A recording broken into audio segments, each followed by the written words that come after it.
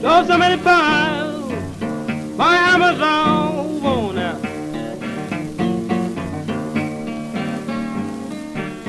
Drove so many miles by Amazon on out. That's when I do my driving. They began to jump and shout. All right, how's it going? It's Heelhooked Hey. MMA. We're here doing a podcast again. It's been a while, Yes, but Skype.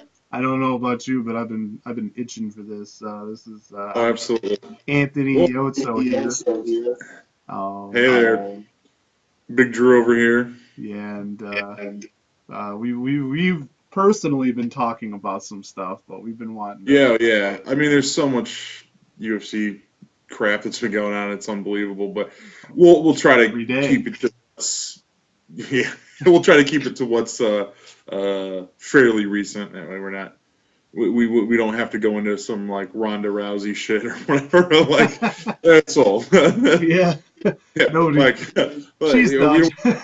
yeah. Rousey's done. Durand mage kind of cheats. No, that's good. We'll get on new shit, which is apparently Khabib. Khabib can't make weight. Man.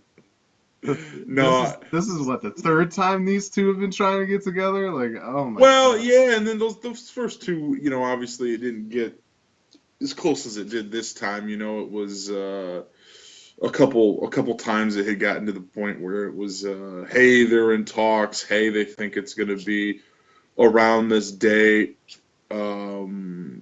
A lot of rumors, people would sign shit, and then it would be, no, that didn't happen because, insert excuse here. So, yeah, kind of, but I guess this is the first time it was a real possibility, and look what we're at now. We don't have the fight, so we'll see. I mean,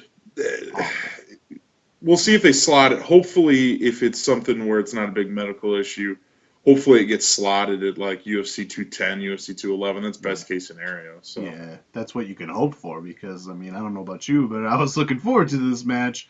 absolutely. Maybe more than, I mean, Woodley Thompson is awesome, Yeah. 205, but Well, we were talking about this. It's tough to fault the UFC because as we're talking, like both you and I agree that, I mean, obviously I'm hyped to see Woodley Thompson too, but Khabib Tony is the more intriguing fight. The UFC knew that. They kind of build their co-main event. They kind of sold the co-main event more than they did the main event. Woodley was talking about that, pissing him off. Also, obviously the whole his typical spiel. I'm the worst treated champion in UFC history. The UFC is racist, which I don't think the UFC is racist. A lot of fans are racist, probably. But they kind of now are having to live with the fact that they kind of undersold the main fight, which is a rematch of the two best welterweights besides Damian Bryan. Yeah, So. yeah. And I mean, the last time it was a great fight, but it's just, again, Absolutely. coming into this, and it's going to be again, but it's just coming into this, like, before we even talk about that, obviously, we saw Ferguson fight recently on, before 205, the fight night, and looked really good, and then Khabib, we know what he can do, and it's just such a chess match, and to not have that for this card not only affects the card itself, but I think it really affects the viewership and how much money the pay-per-view is going to make. I know a lot of people probably already bought it, but there's always those last-minute guys, and I think it hurts them. Well, and the thing is you're going to have where diehard fans are going to watch regardless. Um,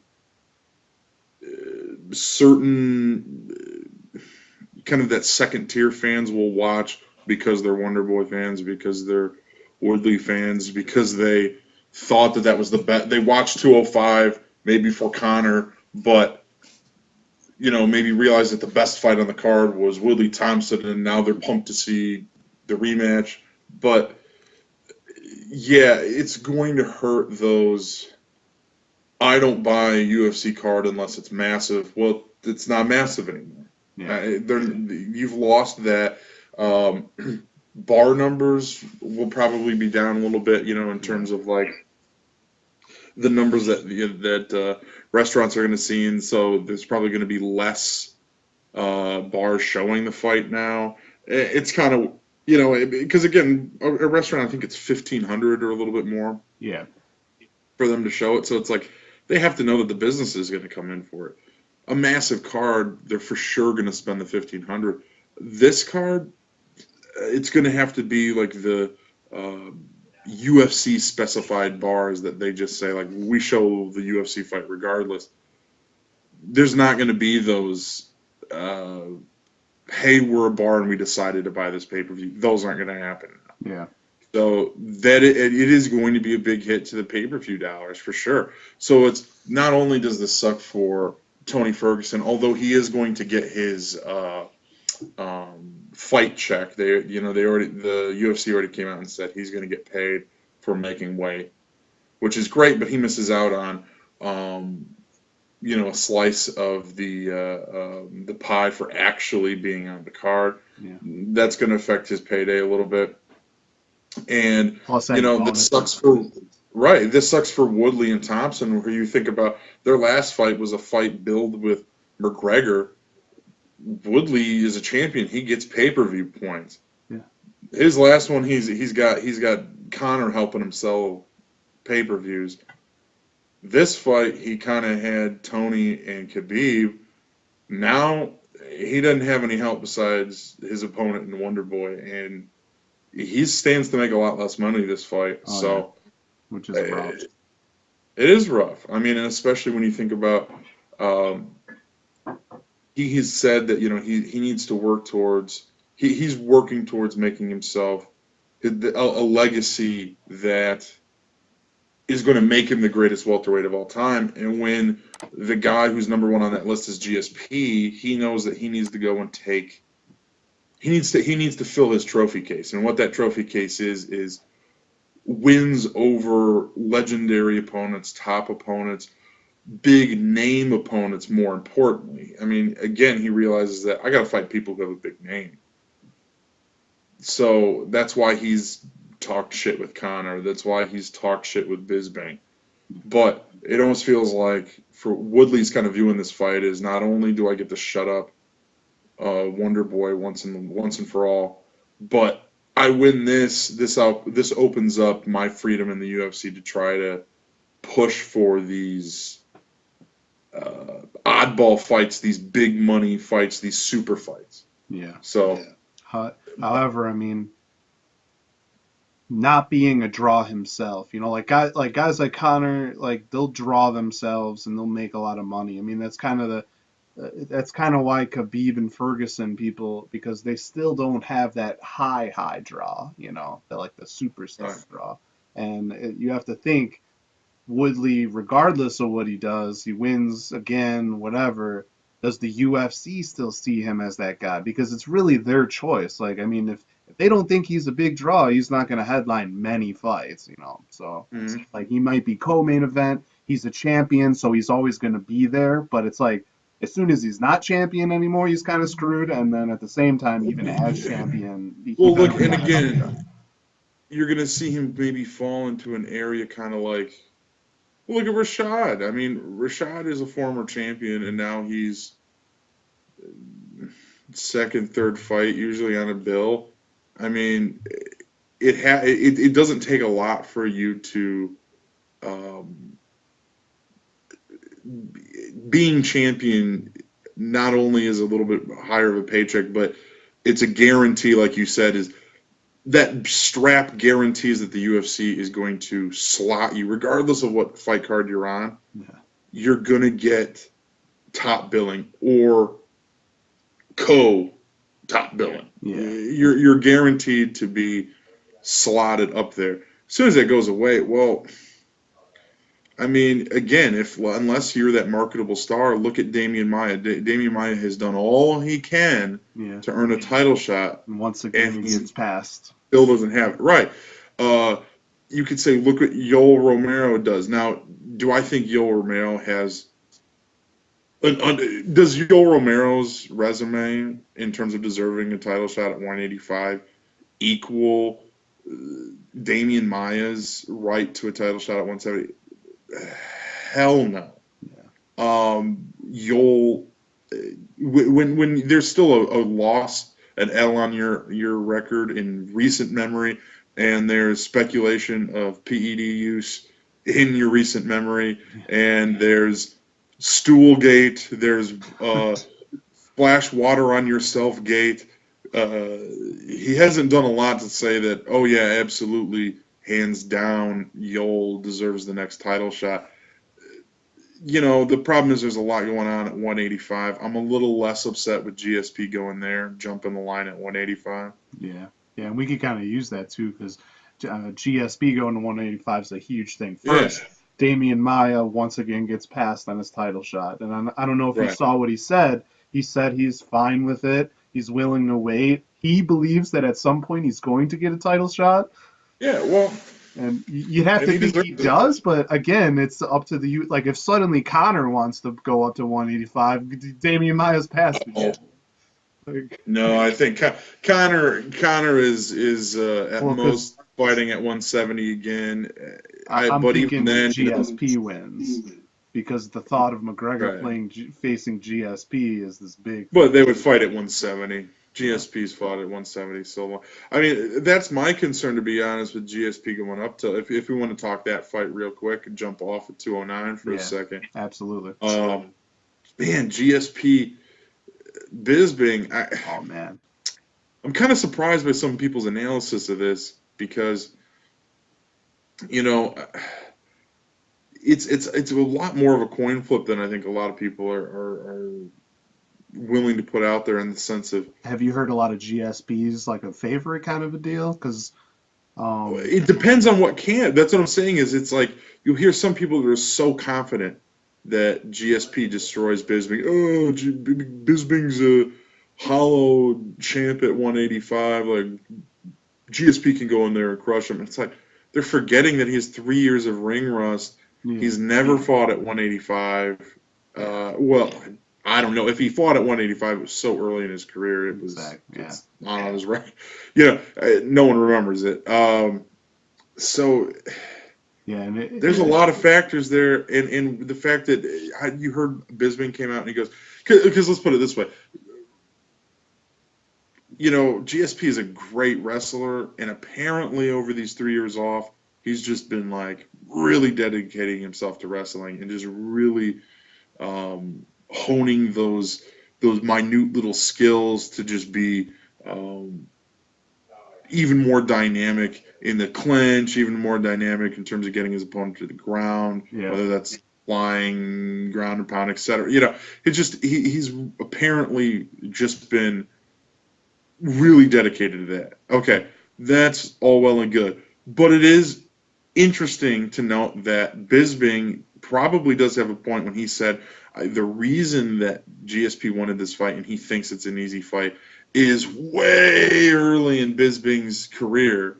He apparently sparred or did some training with GSP, and GSP apparently really out-wrestled him. When he said that, Bisping was saying, I was so new to learning wrestling. I can't remember the exact quote, but he didn't know the difference between a double leg and whatever. He had no clue any wrestling techniques, and it's one of those where it's, you know, you have to remember that Bisping, he has now got a tremendous amount of experience that really, you talk about the high level experience. GSP maybe has a little bit more, but not much. And also, Bisping's actually fought in the past 3 years. Let's not forget. I mean, Jesus Christ, like Oh, man. 3 years. I don't care how much Carlos Condit, Dominic Cruz, and Woodley want to say that ring rust doesn't exist. Like, it does. It does. I mean, It does. Well, at least it does for a lot of people. We have to think it's a factor until GSP proves that. You have to think that, based on the track record of GSP, the rust isn't going to be being lost in the moment or anything like that. Like, he knows what it feels. Timing shit, right. But He's not gonna, you could practice all you want to move your feet, get, be able to do some stuff.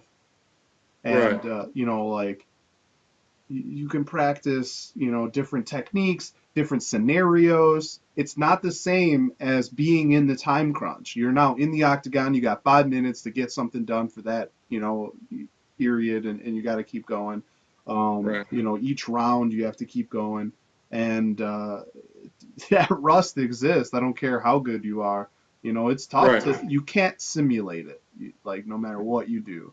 And to not that's the thing, it's you can do the intense high level sparring. They say it's just there's a difference in timing. There's a difference. There's a different rhythm. It's hard to simulate the crowd. Yeah, it's hard to simulate. Yeah, you can do everything. And fighters talk about this all the time. They do everything they can to make an environment live sparring as accurate as possible, but it isn't a real fight. Therefore, you can't truly prepare for it. But you could argue the mental side of it. Yeah, like you said, it's like that's not going to be an issue for GSP. What the issue for GSP is, like we were saying, it's that minute timing stuff, the flow of it. It's going to be, at the very least, he's going to need a few minutes to acclimate himself. And Bisping is going to know that. Yeah. And I think that Bisping I think Bisping may come out here and say, okay, GSP's success at 170 is his tremendous advantage in his wrestling strength and his reach. He had a big reach for 170. He loses that advantage going up in weight like that, going up in the size of opponent.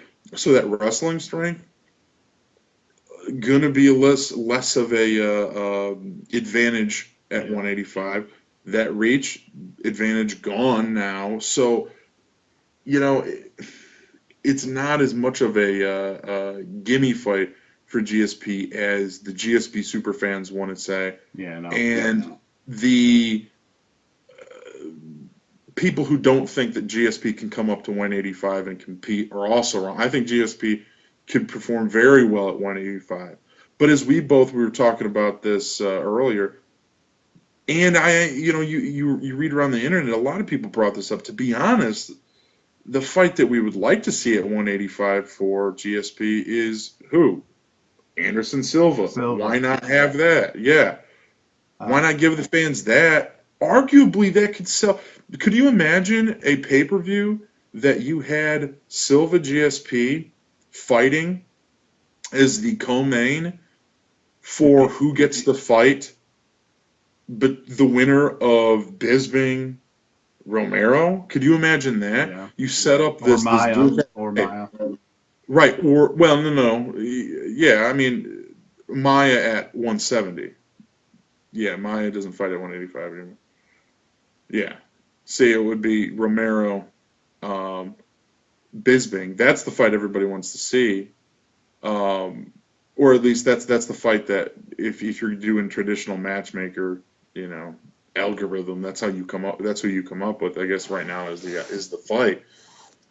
But if you build a card with both those fights on it, you kind of set up this tournament card situation where it's like, hey, this is the fate of the middleweight division right here. You watch this card.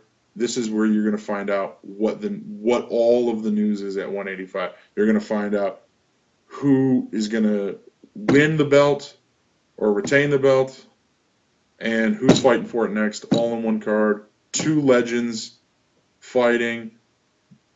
3 legends if you include Bisping. 4 legends if you include Yoel Romero's awesome fucking voice. So, boom, right there. That's the card to make, in my opinion, That would have been a because it nice pay-per-view. allows. Yeah. I mean, and again, it's Plus, you you get get this whole. GSP a fight to get some rust off and get some hype even more. Yes. So So you get this whole ring rust question out of the way with still a Silva, big who fight. I know. I know a yeah lot of people wanted that fight a long time ago too, but yeah. it'd Well, that still was the be thing. good. That was the right when GSP was champ. They always talked about that super fight. So it feels like that's the fight to come back to. You build a bunch of hype around your return, even more so than coming back against Bisping, in my opinion, because it's the possibly a farewell to one legend and the return of another. Silva, honestly, probably only has couple more Probably. fights What about left. GSP though? If he loses, does he like what does that leave him? Well, but that's again what I said is it feels like it also would be the safer fight for GSP to take in the sense of you come back against an Anderson Silva who's been really hesitant to pull the trigger, content kind of playing his typical games. Um, again, tough to say whether he won that fight against Brunson. It really could have been scored, depending on what you know rose tinted glasses you're looking through. I guess you could have scored that fight for either guy, but I feel like you take Silva's recent performances and you go, that's easing back into a return. But to your point is how many fights does GSP reasonably have on him? That's I think why they end up making the fight with Bisping as well, because hey, you have him come fight for a belt. If he wins it, now you set up a Silva fight and it's actually for a belt. Yeah, making it even And crazier. right. Now you can make it a And main your event. point is, if GSP comes back and loses, well, you've already banked on him coming back and fighting for a title. I mean, and again, that's the thing is I think the UFC is looking at it from that standpoint. And let's also admit it, it's probably easier for them to make a fight with Bisping, who hasn't fought recently, as opposed to making a fight with Anderson Silva, who notoriously isn't the easiest guy to make, to book fights with, and just fought Derek Brunson recently. So they're going, well, we know we can get Bisping's been sitting idle. We know we can get Bisping in there.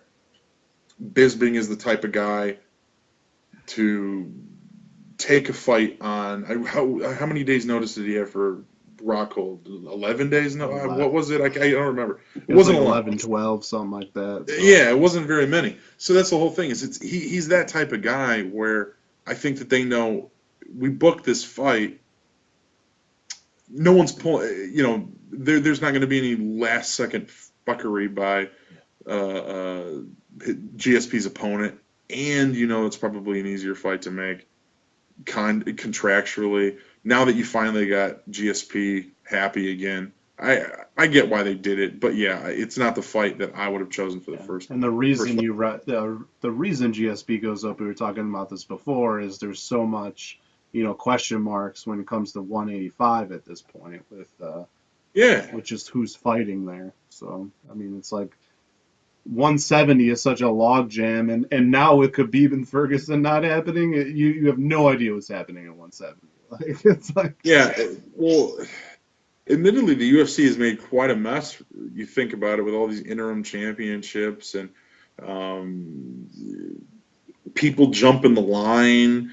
No one knows the criteria for what it takes to get a title shot. I mean, no one knows the criteria for what it takes to win a fight. No one knows the criteria for what it takes to get a title fight.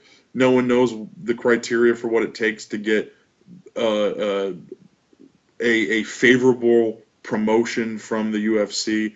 It's just, it feels topsy-turvy right now. Yeah. It's almost like the belts don't even matter. It's like if you're a draw, you're a draw. It doesn't matter if it's for a championship or not. Like, right. And the mistake the UFC could be making in all this is, regardless of this, if you actually trace this back to, this is 100% tied to the new owners, even whether or not that's true, you have to admit that this trend of just odd decisions by the UFC has increased since the Since sale. it has increased, yeah. Right. So just from an average fan is going to look at it and go, man, everything changed as soon as these new owners came in. Like you can't, Yeah. you're inviting that. You can't avoid. You've created that environment. Mm-hmm.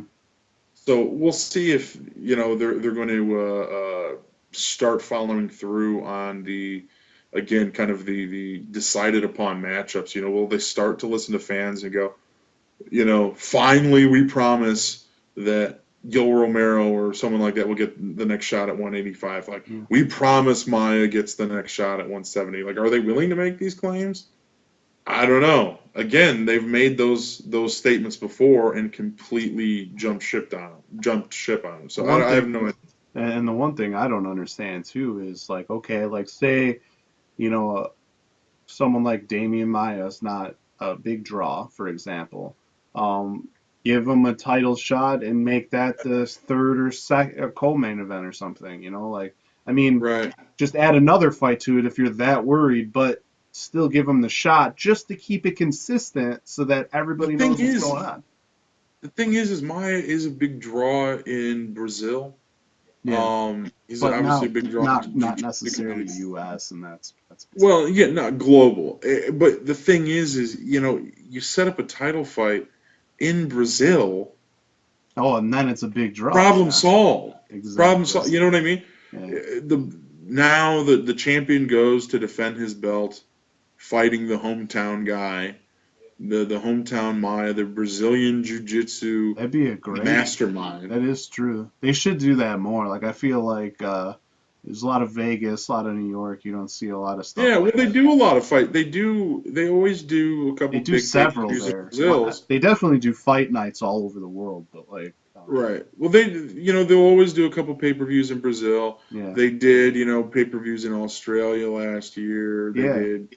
They'll And that's do when some you set that cards. up, right? And maybe that's what they're waiting for. Like, you don't know. Well, that's the thing. I think that's what they need to shoot. If that's not what they're planning for, that's what they need to plan for. Yeah. They need to be keeping that out in front of them. When's the next big card in Brazil? Do you have something planned for a UFC pay-per-view in Sao Paulo? Boom. Yeah. Sign Damian Maia, winner of Woodley Thompson up. Now here, let's throw this in there. We'll jump back to 209. Who would you prefer to see fight Damian Maia? That's a good question. I mean, so not taking in, not asking you who do you think wins Thompson who do I Woodley. think would be the better fight? That's a good Right. question. They're both would be both good fights, but what's the more intriguing matchup? I'm looking at Woodley. Is it just the dynamic wrestler and power against the Yes, that's Anaconda? that's what I see. I love that matchup. I think it's interesting. And at the same time, Woodley has a lot of submission finishes, so it's like Right. so to Well, see his- how Maya would counteract that with his wrestling style, how he would I agree. If you want to see the best expression of Maya's art, Woodley is the better matchup, or the more interesting matchup. Right. If you want to see just in terms of like feel like you're watching UFC 1 in terms of karate guy versus jiu-jitsu guy, Wonder Boy Maya is incredibly intriguing from that standpoint. You know what I mean? Where it's like, if that fight hits the ground, we all know who wins. Mm-hmm. If that fight never hits the ground, we all know who wins. Exactly. So, but I agree with you. If you want to say what's the more interesting strength versus strength in terms of what's going to be a more interesting chess match, maybe Woodley, because again, Woodley's no joke when it comes to his stand-up. Yeah. So that fight could finish standing up. It could finish on the ground. It could, whereas, yeah, Thompson, Maya, It's going to be whoever gets. If Maya Yeah. gets takedowns, Thompson's done, and if Thompson defends takedowns, then Thompson's Maya's. done. Yeah. Yeah, So. it's that simple. Easier said than done, I guess, for both guys. But I know. us, We're just saying it. yeah. For us, very simple. It's a very easy equation. Yeah. But that's the thing is I kind of agree. I think I agree with you that, to be honest, Woodley Maya becomes a very interesting chess match. Yeah. Where I don't know who wins. And now it's who's getting me the top pumped. Now position. I'm like, oh shit, they got to do this for Brazil, man. Right. Yeah, I think that's the place to make it, And you take Woodley, where it's like, if he's not a well-liked guy, okay, fine, send him to Brazil where they're going to boo anyone who isn't a Brazilian anyway. So who cares, And Woodley could actually have a chance to gain fans, because anytime there's a fight in Brazil, what happens is all the Brazilians are chanting crazy, they're going crazy for their Brazilian. Yeah. And it kind of gets the U.S. public behind the American fighter. So I bet Woodley could actually gain a lot of fans by going into Brazil, win or lose. Yeah. I think actually Woodley comes out with more fans because he'll get more that. support from the American fan base fighting a Brazilian in Brazil. That just happens. I think that'd be a good matchup for sure. Yeah. And again, I think actually a fairly good business decision for Woodley. And how do you like Woodley came out and said that he actually feels for Maya, and he said that he feels like the UFC doesn't respect his art. They don't respect, just like fans don't. Now, obviously, he's saying the biggest problem is that a lot of fans maybe don't really understand how amazing the art of jiu-jitsu is. Yeah. It's maybe less exciting, but also that maybe the UFC isn't really supporting him and being such an amazing example of jiu-jitsu in their sport. So, that's an interesting thing too, is if that fight eventually happens, we're going to go from a lot of trash talk of Thompson Woodley to probably a very mild, respectful fight. So again, you go to selling pay-per-views. That's probably another reason the UFC doesn't want to do that. Hasn't touched that fight. Yeah. Woodley Maya, that's not a lot of fireworks. The way to make it fireworks, put it in Brazil. Yeah. And I mean, it's kind of funny. I mean, going back to Bisping GSP like that, the fireworks in their press conference already. Oh man! I mean, GSP calling him a drunk. Bisping telling him he'd kick the shit out of him even if he was going on a late night bender in Vegas. Obviously fireworks are flying already, and they didn't even make what pay-per-view it's on yet. So. Yeah, well, I've heard rumors that it's going to be the whatever card ends up in July.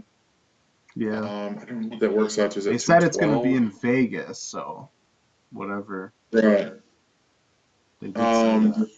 Yeah, and that card's in July. I think that's the one that they're shooting for. Again, it's not official, but I think the target was the July card. Yeah. If I remember, the June or July card that's in Vegas. Yeah. So, yeah, and they're going to do a lot to sell that fight. I think it's going to be an easy sell, an easy buy for a lot of people, and they'll fill that card up. He said it's an easy payday, so. Yeah, well, and he can think that, but he's going to have to get through that jab of Bisping, and I don't know if he's going to have the wrestling advantage he expects going in. And that's what he very well could. Talked about, like we were talking about earlier. Right. I mean, that's obviously it's going to be a really good fight still. Yeah. I'm with you. I think it's going to be much closer than I'm more in the middle of it, and right. To be honest, I'm almost leaning Bisping at this moment. This is before anything. This is just kind of prelim thought. I'm leaning Bisping just because I feel like Bisping has been fighting and he's ready for this fight. And he's not going to back down from it. He's not going to be scared. So right. And Weidman has fought. Weidman, Jesus Christ. Yeah. Whew, it's a late night. Bisping has fought good wrestlers since, those days of tussling with GSP, and he is correct in saying that. I think that there's a lot to be said if you look at the recent resume of Bisping. I do agree with you that I think this is it's going to be a close fight regardless, but it's tough to go against Bisping in this just with 3 years of ring rust, the comfortability at fighting at 185, the ability that Bisping has shown to take what should end the fight punch and keep going. I mean, that dude might have the most. I mean, okay, my retina is detached on one side of my eye. I have my face split down the middle on the other.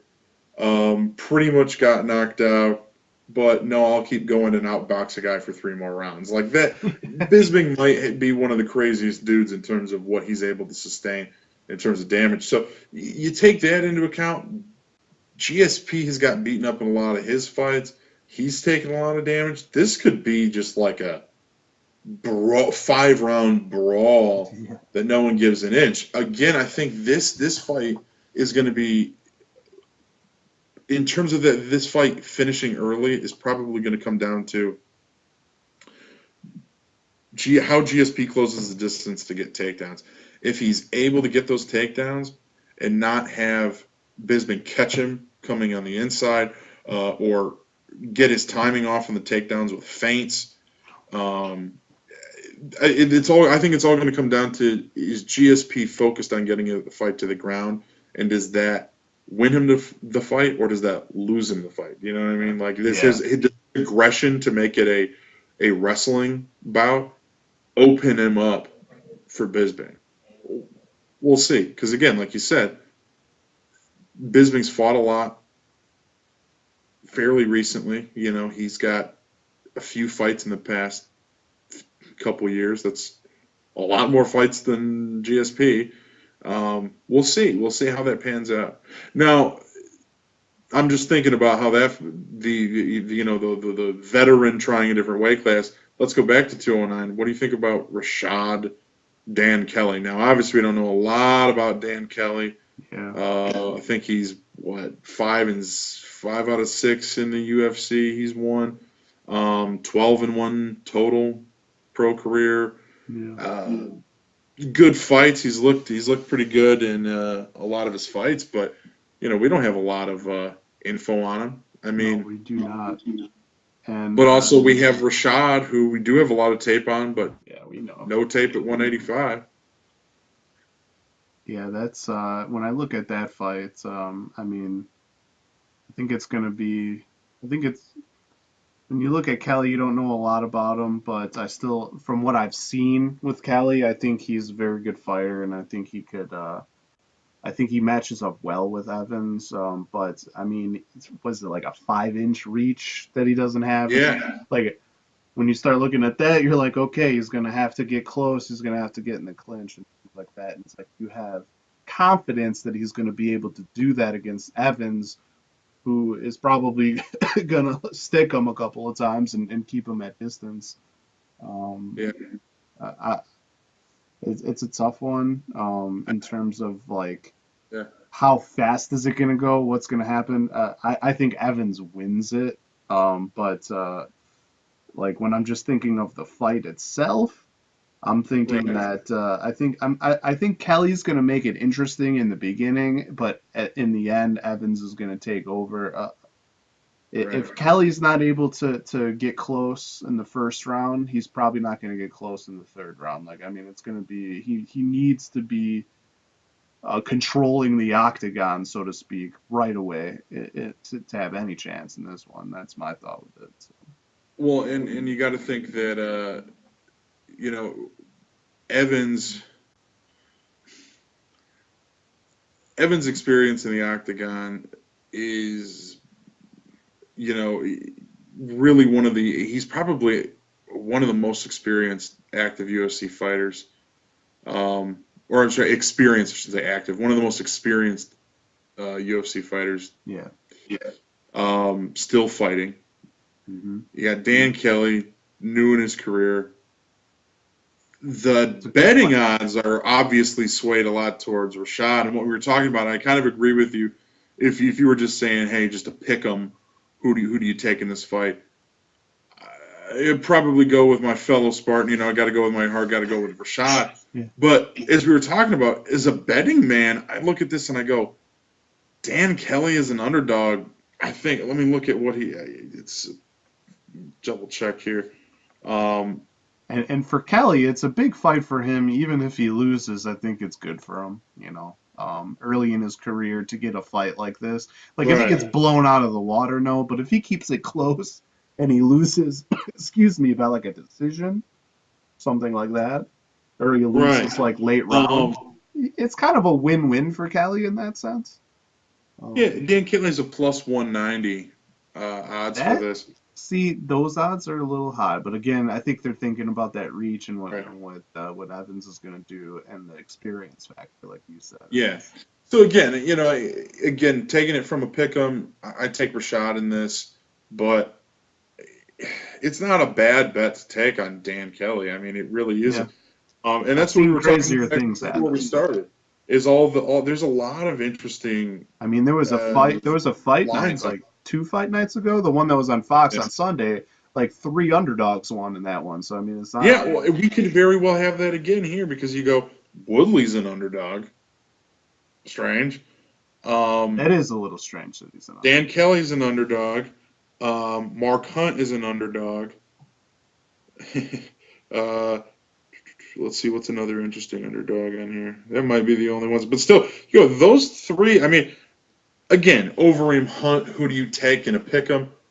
Overeem. Yeah. But Overeem's chin is not very good, and Mark Hunt hits very hard. Yes. So it's like, if Hunt connects, you gotta. That's night. I think the worst thing for Overeem is, whereas when that's Hunt really the only way Hunt Nelson. I mean, what is it like? Yeah. I think he's like 80% or 70% of his wins are by KO or TKO. So yeah. Well, but let's put it this way: when Mark Hunt and Roy Nelson they fight, Roy Nelson is known for having a iron chin, and Mark Hunt slept him standing. I mean, Roy collapsed head first into the mat after that punch. I mean, Overeem's collapsed from a lot less, and that's what scares me in this fight. So where I go, Mark Hunt is an underdog. Ooh, that could be dangerous. Someone could make a lot of money just betting the underdogs on this card. They're not all bad. And again, if I'm doing straight pick'ems, I think I'd have very different picks for this. Yeah. But from a betting perspective, yeah, it's tough. These fights are too close to they're all pretty even. I don't want to say there's any huge, What do you think about Hunt and Overeem being moved to the first fight now? First of all, that's odd. I don't know if I like that. Do you like Cooper Calvillo moving up into the main card, or did you want another match that's down there in the I don't know.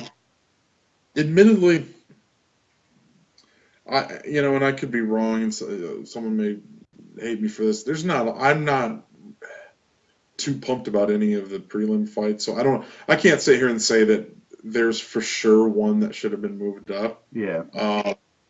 I think that they're definitely trying to, with this move, this is again pushing the agenda of they're working to build as many stars in their women's ranks as they can. Yeah, which they need. They're expanding the divisions. They know that they're going to be splitting up. So, there's going to be a lot of girls move from bantamweight to featherweight. There's going to be, when they bring in the flyweight division, there's going to be girls move from strawweight to flyweight. I think that they know that they need to build their top 15 ranks as strong as they can. They need to get people notoriety in the sport, and that maybe is the reason that they got the nod to move to the main card. Maybe they put them to the second match, because if you put Hunt Overeem first, it guarantees everybody's going to be tuning in Yes, and getting yes, to the bar to watch that, and then exactly. Because if you make the Cooper fight first, you're kind of going, well, yeah, you in people's heads extend the prelims. It's yeah, not, they still don't see that as the main card. And I think that's exactly, you hit the nail on the head. Why did the UFC do it? And that's exactly it. Is that way you frame the main card. It pushes forward a fight that, in all honesty, you look at the fights that are left on this card. yeah. I think Hunt Overeem is the co-main. Yeah, I know, right? Like that's what I think. That's what I was I saying. think I think that's the fight that should get second billing. If anything, I think you put Rashad Dan Kelly first. Yeah, If you're dead set on bookending the card. Problem with doing that is you'd have two fights kind of sandwiched in the middle that are fairly unknown fighters in terms of a global scale. Maybe according to that's what this, was it? it's interesting. Fanata Tamer is the co-main now, and like, what do you think about that? Well, yeah, and it's like he's not okay. He's not officially called a co-main. What they are, it's not. Yeah. He's not getting you the They're not billing, getting that but billing, but still, they're the second to the, and it's like it's crazy. yeah, I really don't like the order of this, but I think that maybe they felt that their hand was forced on the order. To Yeah. your point. But so, what do you think about what haven't we talked about in 209? I mean, uh, how about how do you think the new unified rules are going? Anything has stuck out to you as good, bad? Anything on like the have you noticed an impact in the scoring? Have you noticed an impact from your perspective in terms of flow of the fights? Anything? Well, I mean, I feel like scoring is always an issue, in terms of Right. like the judges are so subjective, Yeah. and every I mean, judge is now, different, right. so it's like They have been we don't even know encouraged what's to gonna issue happen more either. 10-8s, but to your point, okay, they've been asked to issue more 10-8s, but let's take what you just said. That also may mean that these judges who are very bad at scoring fights now are also given free rein to apply a lot of 10-8s that maybe shouldn't be 10-8s. Yeah, We'll see if it works out for the better. Obviously, when you're scoring a lot of fights in previous series, you go back and you go, that round really should have been a 10-8, but yeah, they gave it a 10-9. yeah. Who knows? We'll see if it actually ends up working for Woodley for the better. Thompson won. We could go to that as the prime example, man. Like, Yep. I mean, Bad scoring. one judge put first and third round like kind of switched what you would normally, Yeah. like what you looked at, like. Yeah, it was very strange, very strange. Well, you know what's interesting too, talking about again with the rule changes. I don't know if you noticed the past couple fight nights. I think referees have done a good job of monitoring the hands coming out, the hands to the face. Yes, They're have. stopping a lot of this now. They're making the fighters put the hands up or come out there with the fist. Fingers down. They've done a lot better at that. I think I've noticed that too. yeah. I think it's working out well. I've noticed that the refs are a little bit more involved too when it looks like the fighters aren't doing anything. They kind of shout in their face and kind of get them going again. Well, and I don't know if that's necessarily it might just be the nature of the fights that have taken place this year. They haven't come out and said that they've been given more direction to be more aggressive with that, but they have been told, obviously with the rules with redefining a grounded opponent. There's been a couple cases where that's come up, but nothing where there's been controversy surrounding it. So far, I think we're good on the rules have looked good. I think that obviously they should have reinstated the 12-6 elbow. They should have alleviated some of the stupid rules that they had put in initially. And I think we're working towards those. I think this was certainly a good sign that they're willing to make those changes that they did this year. So Yeah, so that's good. I think in the future, again, we want to see there's got to be a little bit better with scoring. I mean, for one, they need to explain it more too, because I feel like there's a lot of fans that don't even know what the hell's happening. But like, just little things. Takedowns, do they mean anything? Well, and again, and you talk to officials 10-8, and scorers, good scorekeepers. It's not necessarily the number of takedowns; it's the effectiveness of the takedown, which is fine in an MMA. But the problem is sometimes that effectiveness isn't always understood by the judges. Exactly, and I mean it could be like if somebody takes somebody down and then they control them, and it's just a couple of things they're doing, but they do it 4 to 5 times, and it noticeably shows that the opponent who's getting taken down is tired, and he's like obviously worn down from it, but yet, at the last 10 seconds, he got 3 jabs in, and then he wins the round, even though he got taken down the whole time and had noticeably had some problems and just had like a last second thing. Why does he win the round? It's those types of things, I think, that are... Yeah, well, as we talk about, there's always the confusion, the blurred line between volume and effect of strikes. The Diaz brothers would argue that they've lost a lot of decisions based on the refs falsely, in their eyes, assessing volume over damage. They're about volume. Hey, I landed way more strikes. I was way more active. I was just as accurate, if not more accurate, and landed at a much higher volume. I won the fight game. Yeah. Whereas, again, let's face it, the judges are going to try to keep track of those statistics. But they're also going to look at effect. And again, you have problems where did that lead to the issues in the scoring in the Woodley fight, where someone goes, yeah, Woodley was on top the whole time in the first round, but how much damage did he really do? Yeah. Sure, he sat on front. Weird shit like that, where it's like, are they not assessing volume enough? But then you watch another fight and you go, well, that dude kicked that dude's ass. Yeah. But they're giving the decision to him because he landed slightly more strikes. Like, this seems weird. Like, why isn't there a defined? It should be the same every time, or at least close to get there, and it needs to be. And I understand, a lot of it is subjective. Especially when you talk about damage. Best view. Right. But I mean, do they even take it? I mean, sometimes I feel like they get skewed on the volume too, because like we talked about, they don't have a computer screen in front of them. They're not getting these stats fed to them. They're just looking at it, and most of them have bad angles.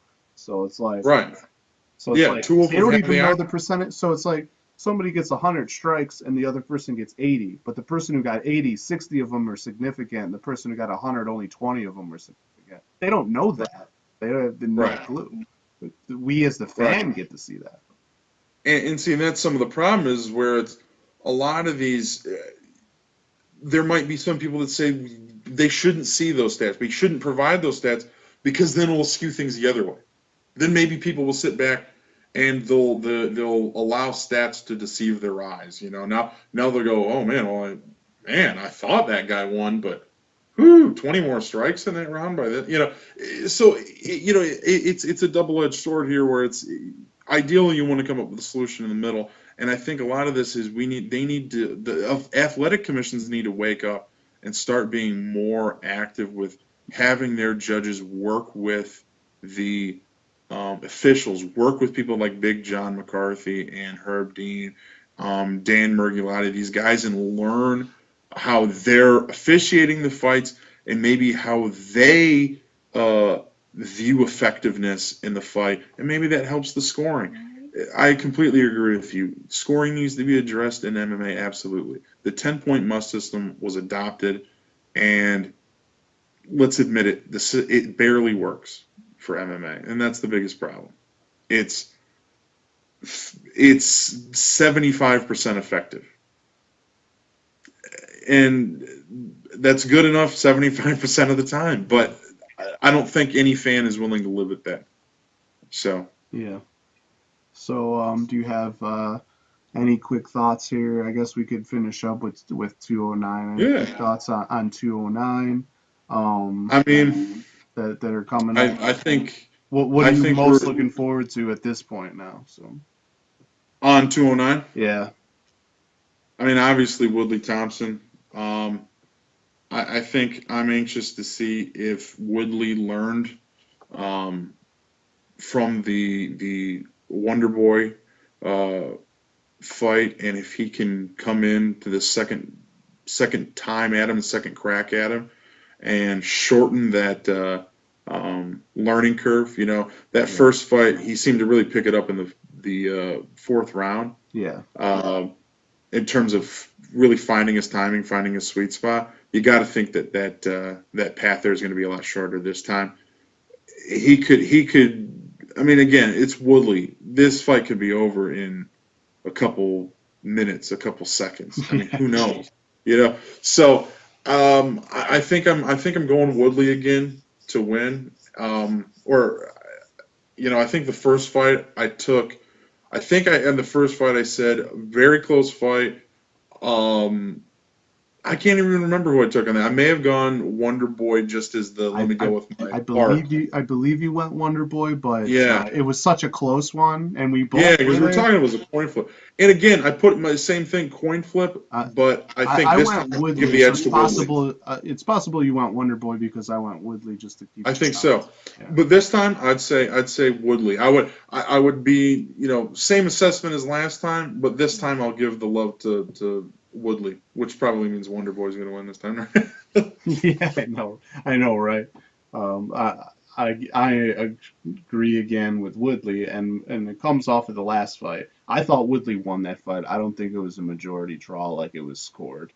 Right. But it got to the decision because, like you said, Woodley kind of was feeling things out those first couple rounds. That doesn't happen this time. I think he comes out. He got that early takedown, and then the other two rounds were him not feeling comfortable with Wonder Boy's timing. Fourth, it all changed. Absolutely. Yeah. And he's going to have the tape on it. He's obviously been practicing it. He knows what it is. And I know Wonder Boy's also doing that, but at the same time, Wonder Boy's probably thinking, I survived. It was a more majority draw. I had these things. I feel like Woodley was doing more stuff than, you know, anything else. So right. I look at it as Woodley's coming in prepared. First two rounds, he's gonna have the timing. He's gonna have everything down, and there's not gonna be I'm gonna mess around here and I'm gonna feel things out and. What's Wonder Boy doing? Like, how do I match up? Yeah, I completely agree. It's going to be very aggressive. Yeah, it's going to be an aggressive start. I feel like, which will be different from the first fight. That the first couple, you know, minute or so feel out period. I don't think it's going to happen. So, well, shoot, that's some recent news. That's 209. You want to wrap this thing up? Yeah, I think that's a good spot here, and I mean. Like we touched on a lot of things. I mean, a lot of good things happening, a lot of things we're concerned with as well. But you know, obviously 209 is going to be fun, even though we don't have Khabib Ferguson anymore. And hopefully that match happens later. And we got other good cards to come. Yeah. So lots of good stuff to come on. And all right. Well, so this is Heelhooked MMA. Anthony Oso here. _MMA. On Twitter, and Heelhooked MMA on YouTube.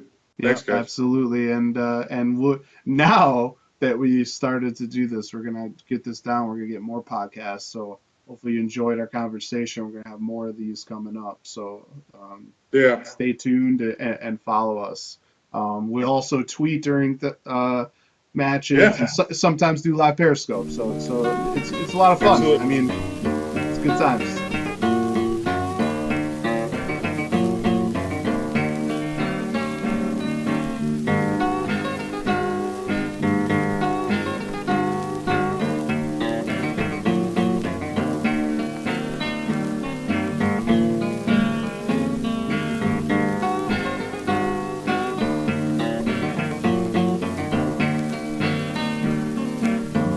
Drove so many miles by Amazon worn out.